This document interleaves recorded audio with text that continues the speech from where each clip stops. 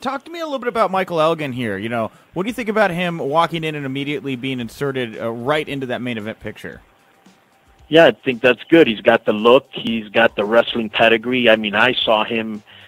He'd originally been trying to get into AAA when he was in Ring of Honor, but when he was trying to get into AAA, I was explaining to him, bro, you don't want to come here now because it's like we were having the biggest drug cartel violence, like the most violence that ever been seen in Mexico since the Mexican Revolution at the turn of the century. And that was a war. Like that was an actual civil war, right? Yeah.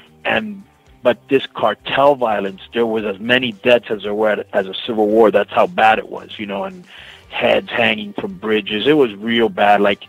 It was so bad that imagine this.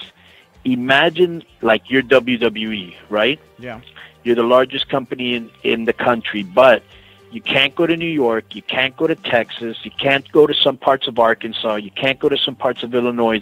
That's literally how wrestling was. And there were a lot of places at night where nobody would go out in the street because you would have to actually pay to get on the highway, like a quota to the cartel. And so who wants to be walking in a bus, in an Uber, in anything, in a car, 12 o'clock at night coming out from a wrestling show with your kids, with that type of violence?